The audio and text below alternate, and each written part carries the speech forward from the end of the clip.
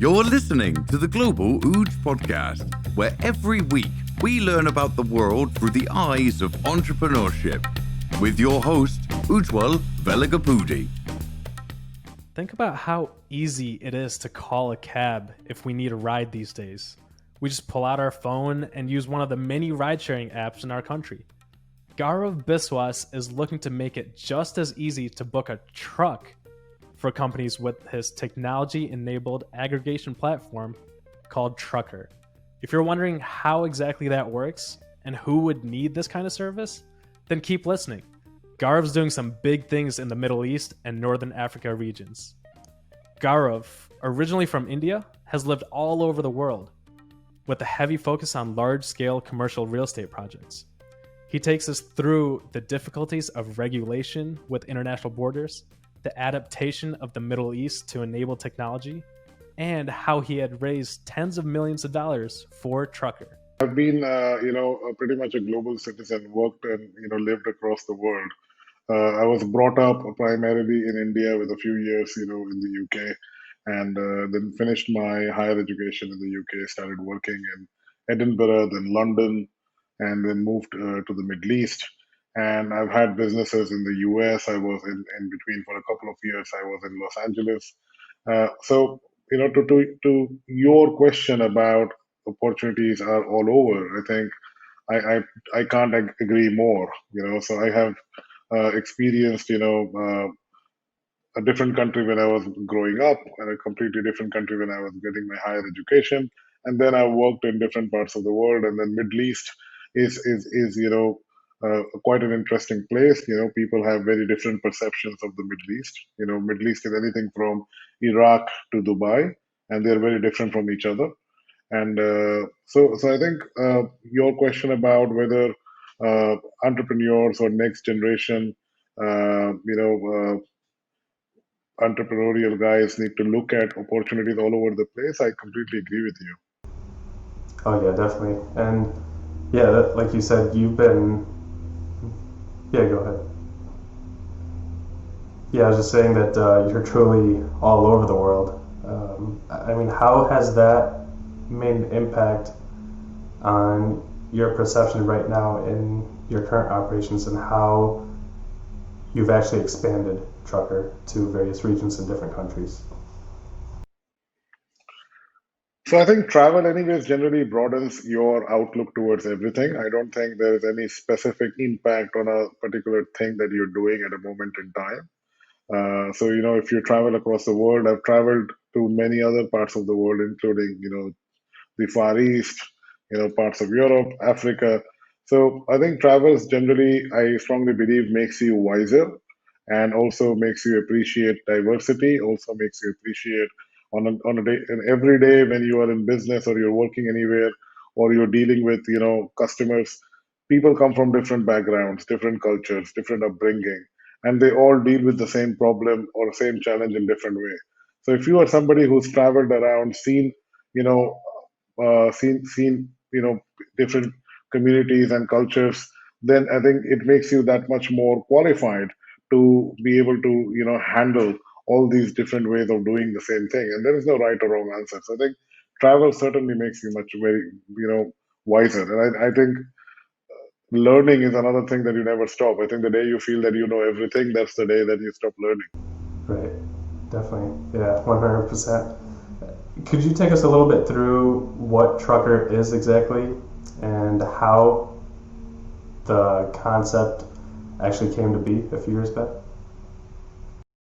Sure. So I don't come from any supply chain or logistics background. So TruKKer is a very logistics heavy, technology startup.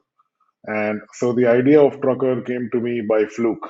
I wasn't looking to create a technology startup. I was not looking for an idea, and definitely not in the logistics sector. So my entire background before TruKKer has been real estate transaction advisory. So my work in the UK, my work in Dubai, other parts of Middle East, in Los Angeles, has all been around real estate development. I also own a real estate development company in Dallas.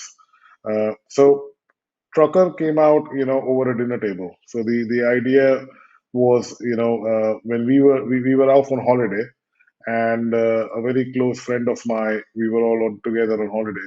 He manufactures fertilizers, and this guy was constantly being haggled by his logistics team about some trucking issue for his, shipment the next day, to the point that we were having dinner in a restaurant and he had to leave and he had to go out and shout on somebody, and he was really, really hassled. So when he came back, I said, "What's going on?" And he was like, "I've got 7 trucks that has to leave my factory for the port tomorrow, and right now my transportation guy is telling me that only 4 trucks will come in the morning, and the other 3 trucks he will tell me in the morning when they will arrive, which means they will not come in the morning." So and all his 7 containers had to go in the same ship, right? So I was like, hey, you should have something like an Uber for trucks. There are like trucks, empty trucks all around industrial parks, and most parts of the world. And then somehow that idea stayed with me. And generally, I'm a very high risk taking individual. If I feel there is a potential into something, I would really, like to go after that. So 2 months from that dinner, I had already registered TruKKer as a business, and I reached out to the co-founder Pradeep. He's the main architect of all the technology. I'm not the tech guy. I'm more of the deal making guy, and he's the guy who really is the tech guy. So I connected with him. I asked him about how difficult is it to create an Uber kind of technology, and he was like, not that difficult. And and that's how TruKKer started. Wow. And so, what about your operations today? How many countries are you guys in, and how many locations are you spread out um, throughout the Gulf and the North African region? So TruKKer's business is primarily right now, operating large trucks. So these are the big 12 meters and 15-meter trailer trucks that you see around port areas or in big industrial areas. We do some small trucks also, but I would say 95% of our revenue comes from big trucks. So we are right now we are operating across 12 ports, 16 offices across 4 countries, which is United Arab Emirates, Saudi Arabia, Egypt, and Bahrain. We are now under incorporation in 6 additional countries. So by end of the year, we will be operating in about 10 countries. Oh wow. And so, as far as your actual operations, you do not own the actual trucks themselves, correct? You are working with various partners to get them onto your platform so that you can essentially be um, merging the actual consumer, that the business that actually needs the service, and the trucking company, the logistics companies, correct? Yeah, yeah. So, when we were discussing about the idea for TruKKer, one of the single biggest things that came up during my research about this industry, and that is also the single biggest reason why we continue to be very bullish about what we are doing, is the fragmentation. So whether and the supply of trucks is extremely fragmented.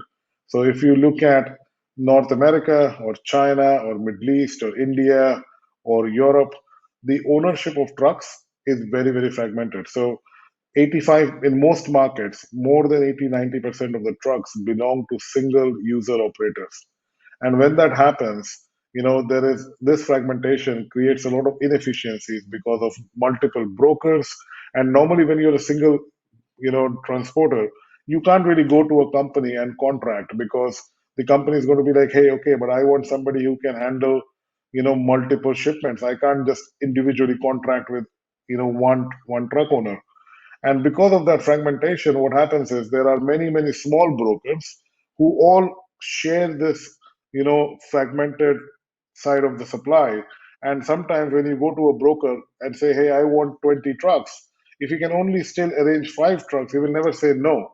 He will say, okay, I'll arrange 20 trucks. But then you will get 1, 2, sometimes 3 brokers getting paid in the same deal. So you might be paying $100, and finally, what reaches to the guy who's doing the job is probably just $70 or $60, because there are two or three brokers in between who've made their commission in getting that truck to you.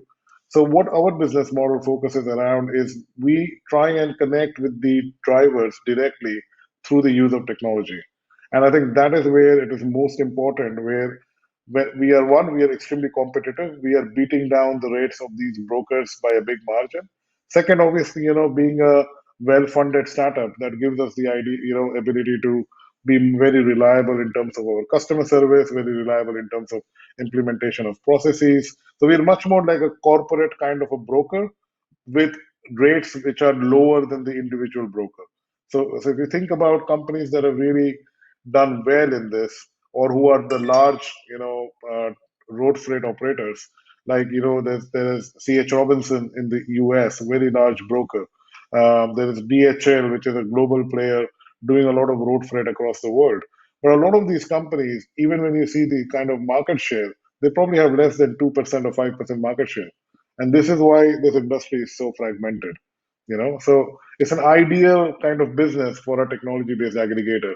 So there are so many trucks out there which are looking for jobs that it does not really make any sense to buy your own trucks. You rather make that investment to aggregate that available supply and organize that offering to the guy who needs to move his cargo. Wow, yeah, that's amazing. I mean, the numbers, I knew that many operators where they owned a single truck and they ran it themselves, but those numbers are just skewed completely in one direction, favoring an aggregator like yourself. So that definitely makes sense, and obviously using the technology to remove those brokers that they're not truly providing a real value add, especially when you're looking at a fleet of like 20, like you said, and they only have access to a handful. So you did mention funding in there, being a well-funded startup. So can you talk about exactly the various rounds that you guys have gone through and how challenging it was, or maybe not challenging, to raise funds and those various rounds within the Middle East? Yeah, sure. So raising money is never easy, especially when you're trying to raise money for a technology business where you need to get the. So I've been raising money all my life, right? So I've been raising money for real estate and development. Raising money is always hard, but when you're raising money for real estate or raising money for something tangible, it is comparatively simpler because I'm going to take the money, but I'm going to buy land. I'm going to take the money or get a contractor to build a house or an office or whatever. But when you say I'm going to take money and I'm going to create this technology solution and this is going to do this, it becomes that much harder. So you need to be focusing on high risk money, obviously, right? So all the VC and that are venture capital companies that are across the world, they understand this and they're prepared to invest in high risk, high return kind of businesses. So with regards to trucker, I think we've been fairly lucky in a lot of ways, and I would say lucky because we played some of these things very very smart. One, we did not try raising money without being a revenue generating business, and a lot of startup founders and entrepreneurs try and raise money with an idea, and they're very passionate about the idea, and you have to be. If you're not passionate about your own idea, then why would anybody put their money into you? But the same thing also goes about when you're raising high risk money, you need to be also demonstrating that you have all skin in the game. Like you're asking for somebody to give you money where in a technology business, his $100 might become $0 because of the risk associated with a tech business. You need to demonstrate that you have also put in all your skin in the game being the founder. So this is something that we did. So we remained self-funded for quite some time until we were able to prove that we are not only generating revenue, but we are also able to demonstrate growth on a month-on-month basis. And then we were very selective about the kind of investors we wanted at every stage of our fundraise. So, so that's about my advice on fundraising. And but then again, there is never a right answer about this. This is what works. I think fund. I'm right now about to start raising our Series B, and I think that's going to come with different challenges. Different investor profile who are looking for different things. So it's always a constant, perseverance. With regards to the region, the Middle East is definitely more challenging than Silicon Valley or China or other parts of Southeast Asia, which are not because fine, there is less money here. I think, in fact, there is abundance of money here. In fact, a lot of these Silicon Valley, funds and other parts of the world, the funds have Middle Eastern LPs, who are investing into other regions. So there's no shortage of cash here, but the ecosystem is not matured enough to be evaluating high tech, high risk, high return kind of businesses. But then from the time TruKKer started in end of 2016 to now, in the last almost 4 years now, I have seen this ecosystem mature significantly. So when we got started, maybe you could count the number of early stage investors on your fingers. Now there are so many more.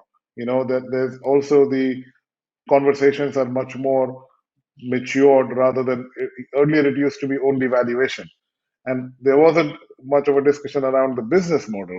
What is exactly are you fundamentally doing in the business? And a lot of it used to be valuation. I think I see a lot of that maturity, coming in very quickly here.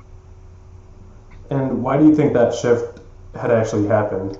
Do you think it was just seeing more startups have success, or was it what actually do you think led to the shift in that mindset? Because that's and that's a pretty major shift, right? To go from, let's say, investing in stable, uh, sustainable businesses that have been around for many years to the startup world. For an investor, for investment firms, that's a very dramatic shift. So, what do you think actually led to that, and do you see that progressing even more so in the coming years?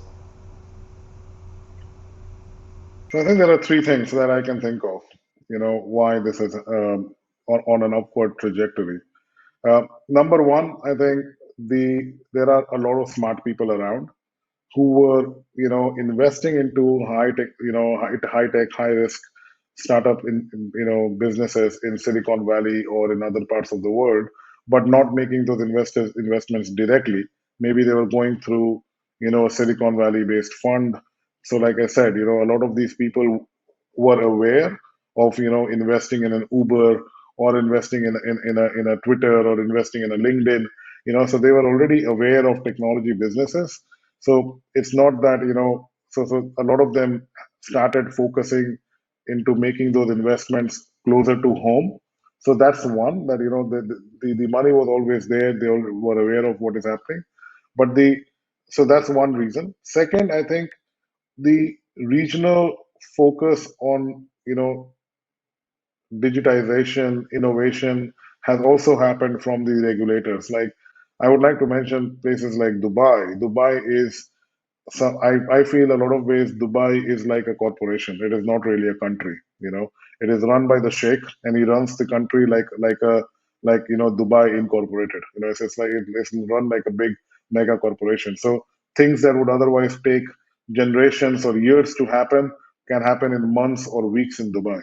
So and the leadership is very, very visionary. So they very rapidly made it very easy to own a business, to create a business, to take higher risk, and to, being and be innovative. So that's one reason. And then there are large economies like Saudi Arabia, which have also picked up that, hey, listen, we need to create entrepreneurship.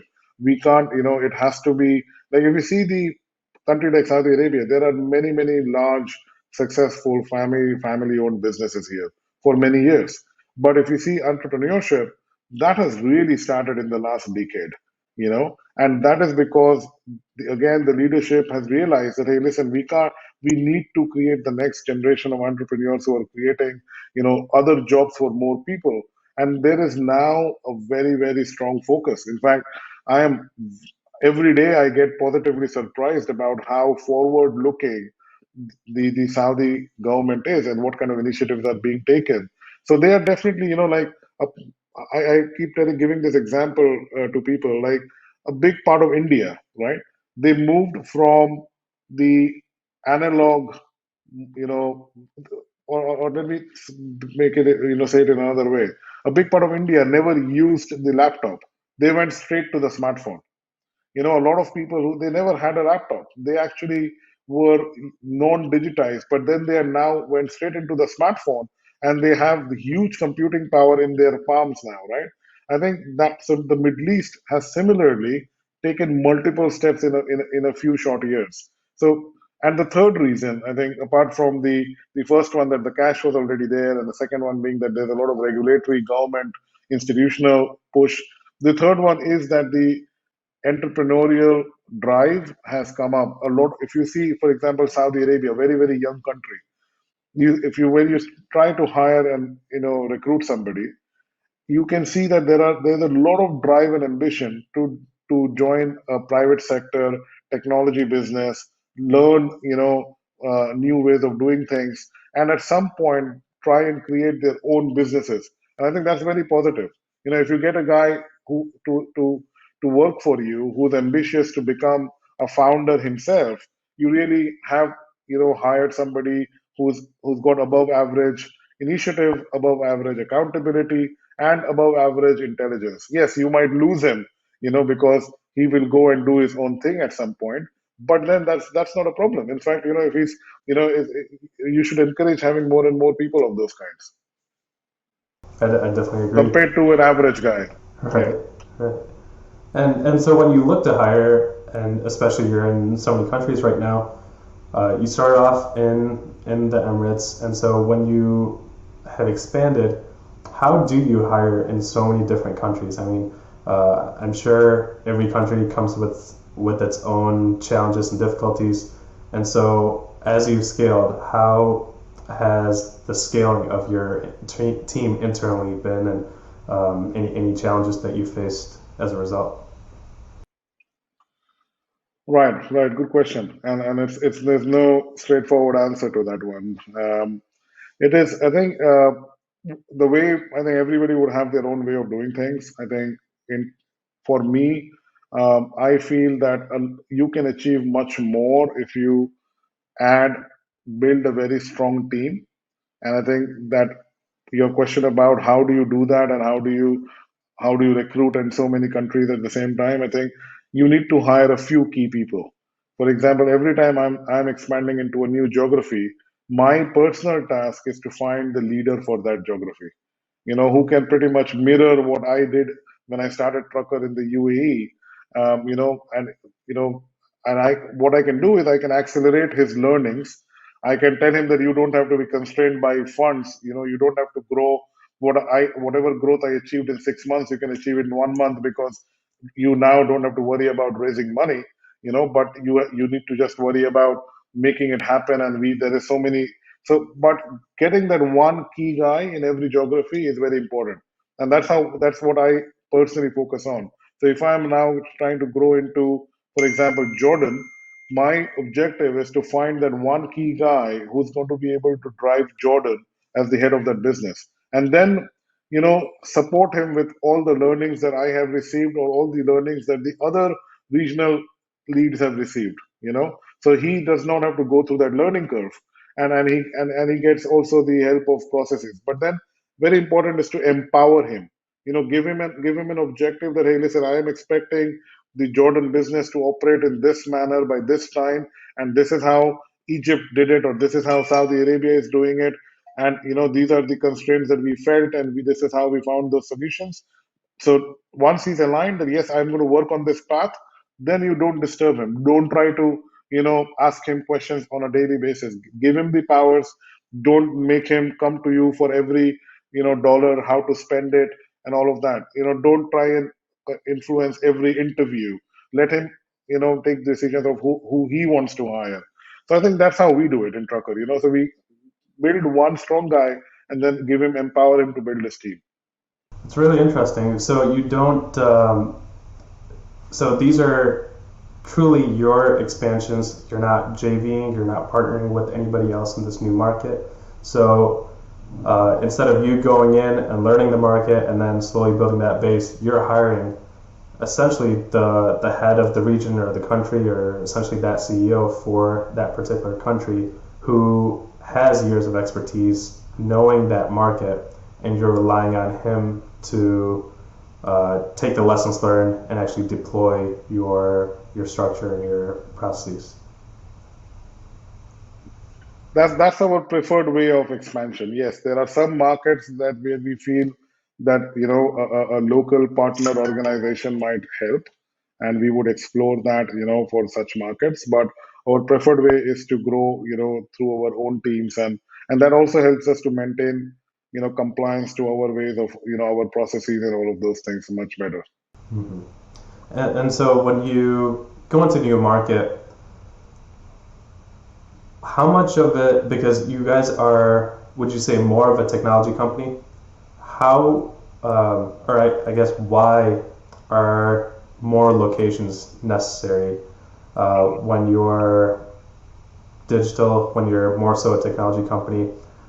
Can those be done, I guess, through your headquarters and whatnot, or is it really required that as you expand, you have the boots on the ground making these deals because it is such a fragmented market, like you mentioned?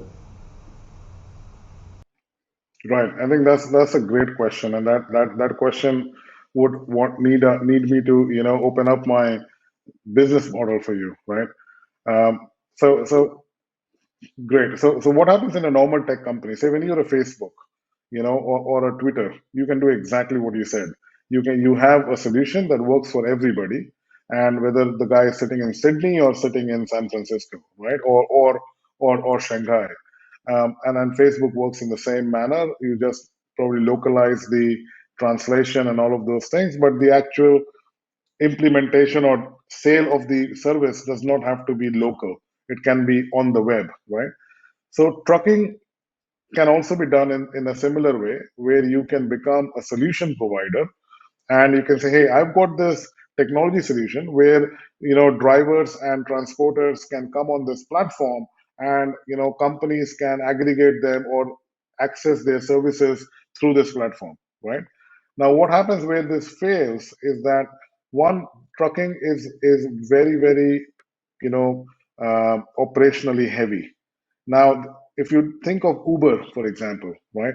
Now Uber is also similar to trucker in many ways. So Uber, wherever Uber has been in parts of the world, they have local offices, primarily to manage their supply, not so much to manage their clients, but to manage their supply. They have to have a face for the driver when they launch, and have to have a local incentivization pool plan and all of those things.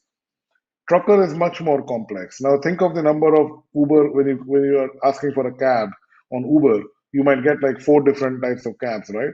In trucking, there are probably 20 different types of trucks that that would, when I say I want a 12-meter truck, 12-meter trailer truck. Now, 12-meter trailer truck with a half-meter side grill, with no side grill, with 1.1-meter side grill, whether it's a low bed, it's a semi-low bed, you know.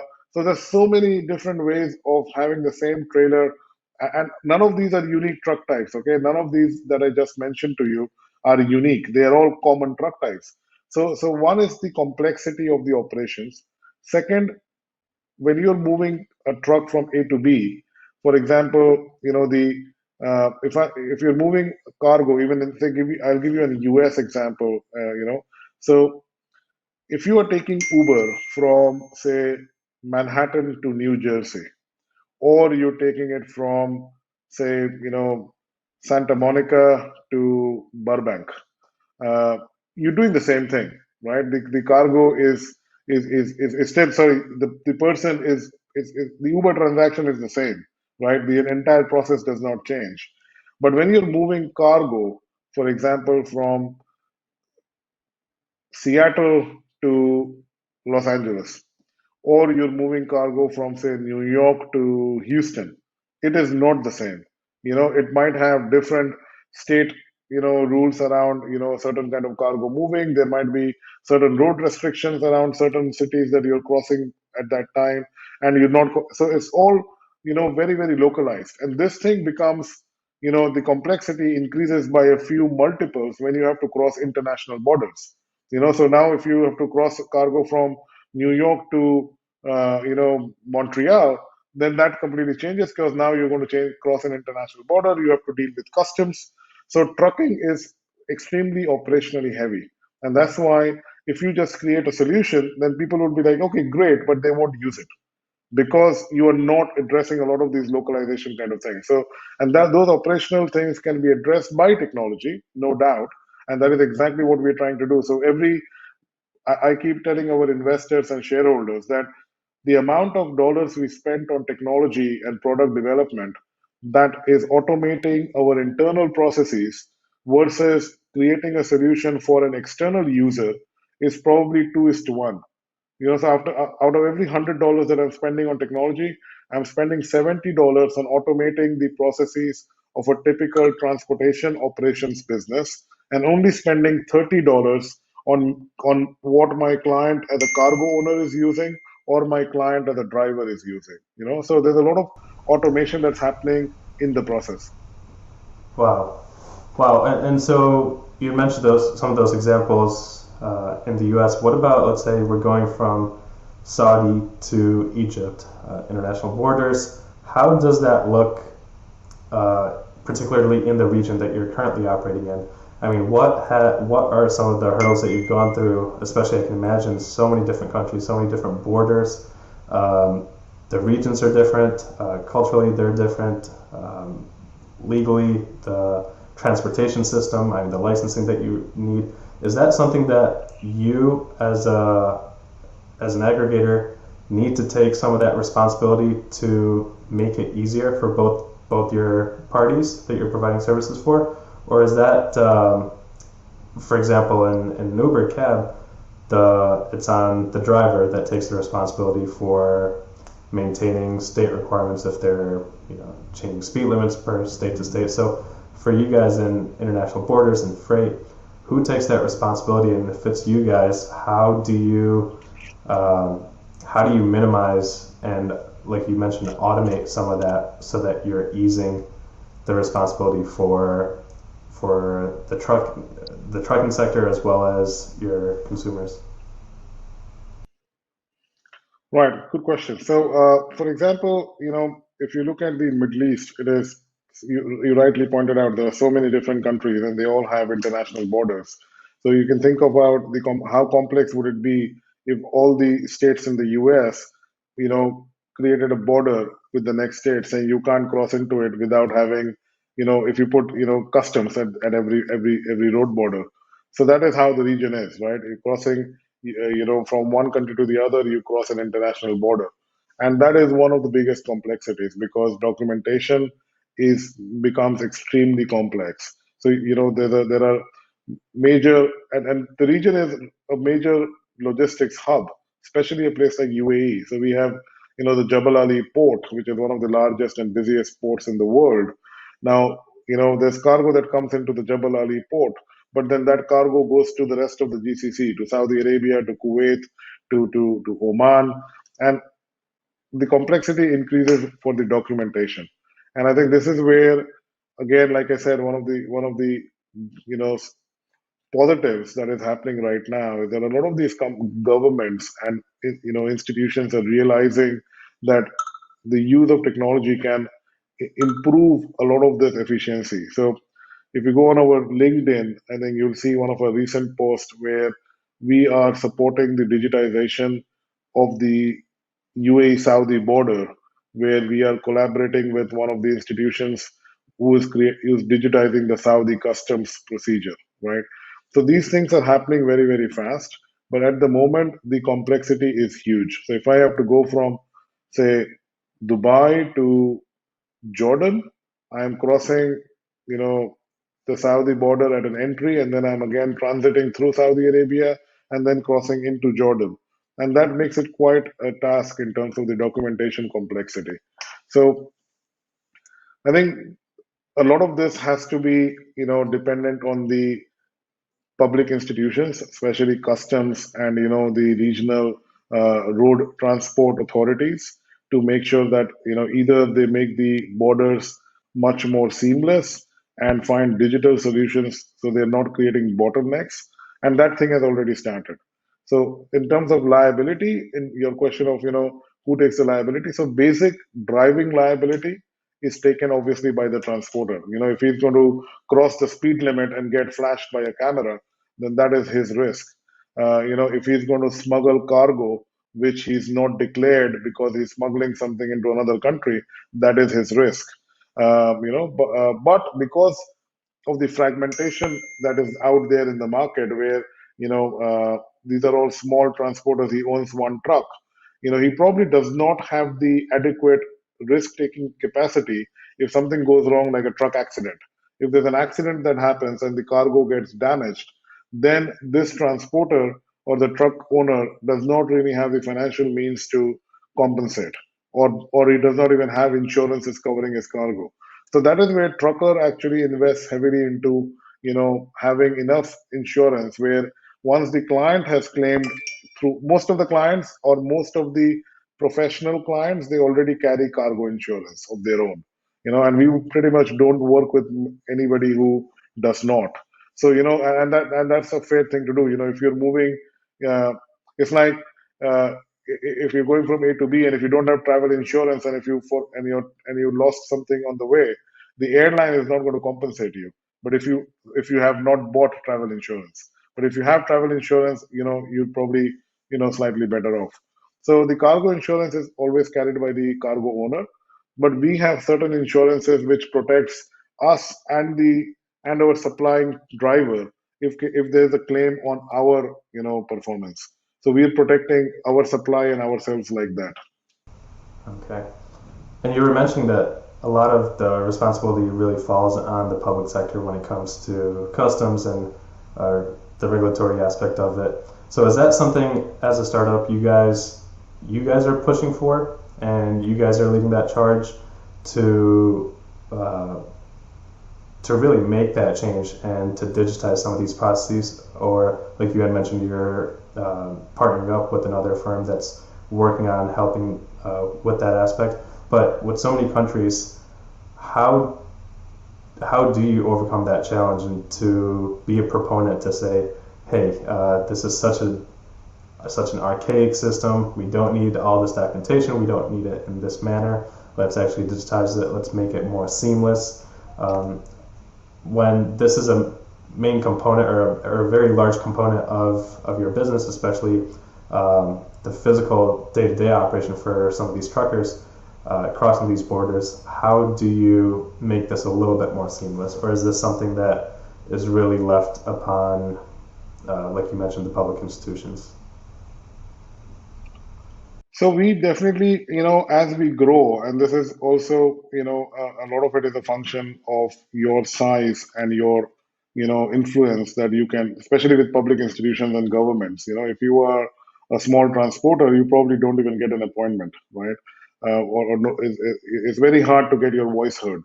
I think that in those manners, I think Trucker certainly has the scale and the influence now in most of the markets that we are operating in to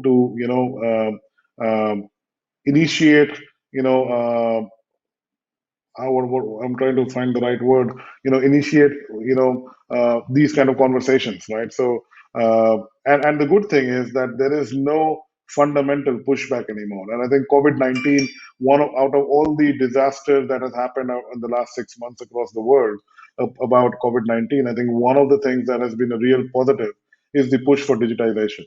I think there's hardly anybody who would now have any kind of an argument, or any kind of a reasonable argument against use of technology or against use of digitization of processes. So we certainly have that influence and ability to initiate.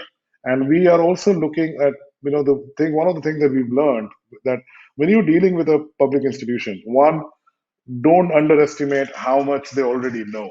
Okay, so a lot of these people already know what is to be done, but the machinery moves at a certain speed. The bigger you are, the more slowly you move, right? And that is always true for these public institutions. So if you are going to get impatient, or you're going to be arrogant about being a fast and smart technology company, you're not going to get your way into it. They don't really care.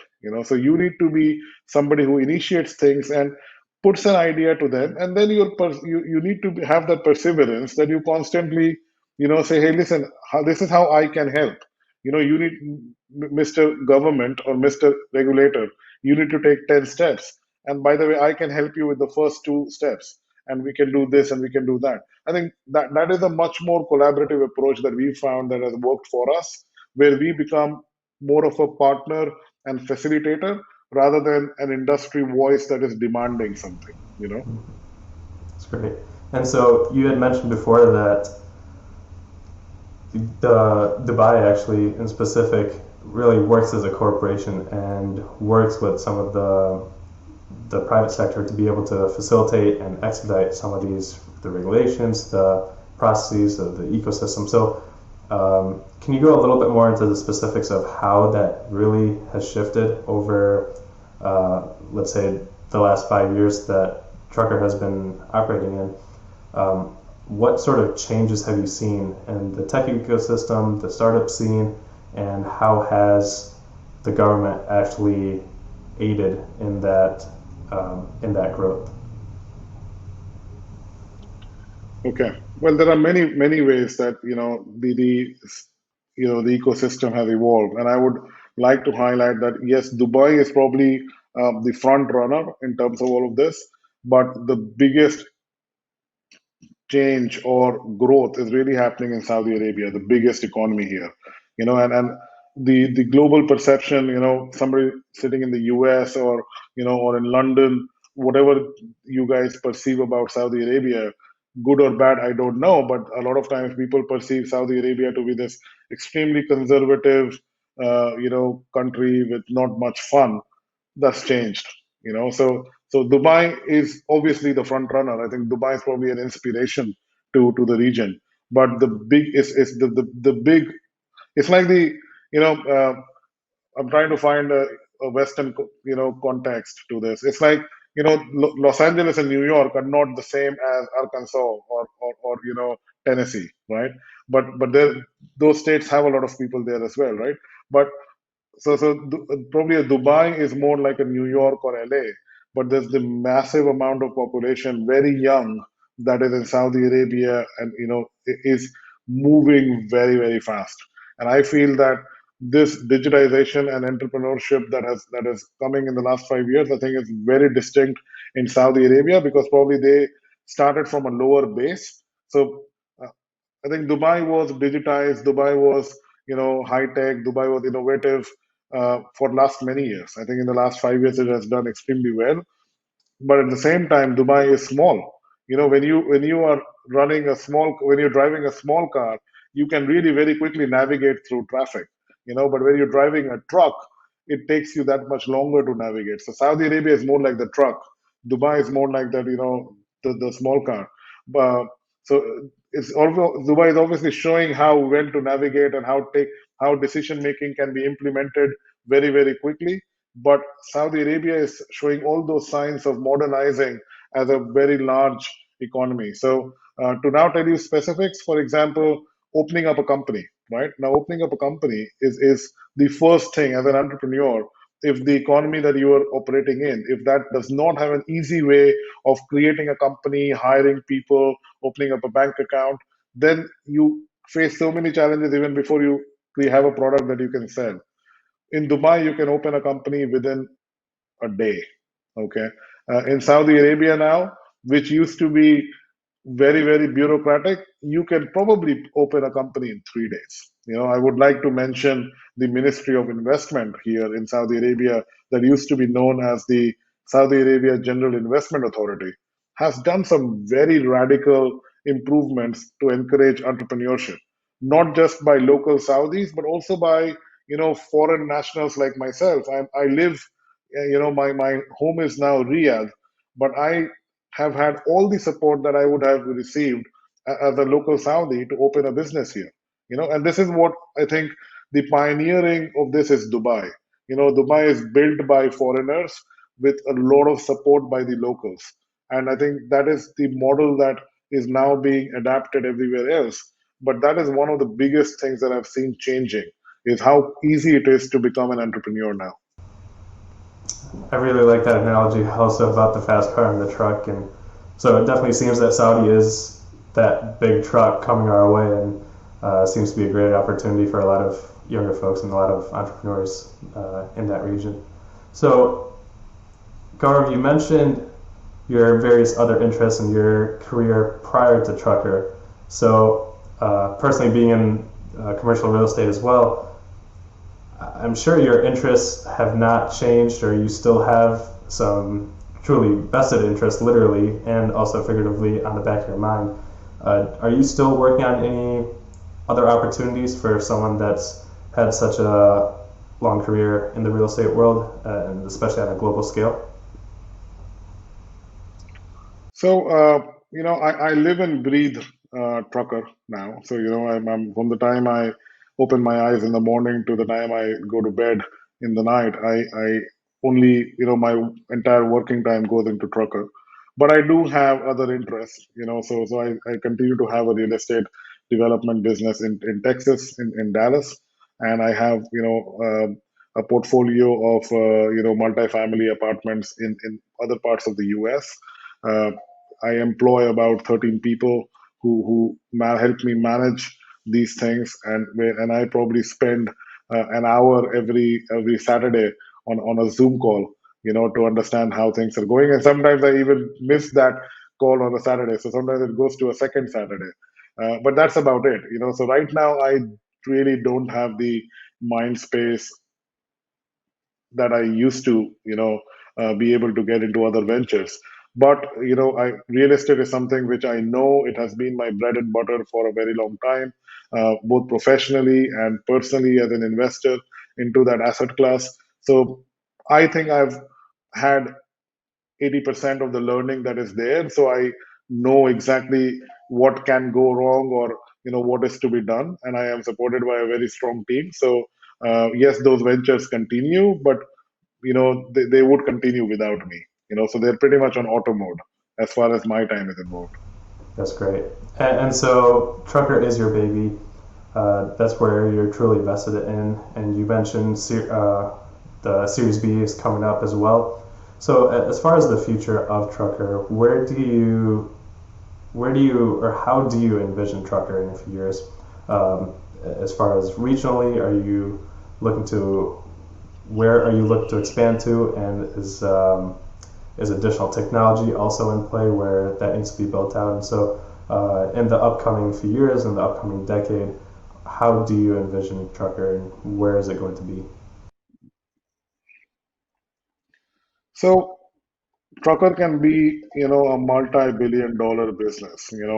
I don't want to talk about valuations and all of that, but I just feel that the company, it is in a sector which is extremely large. It is, the logistics and trucking business is significantly larger than the passenger transport business, like, a cab, business globally.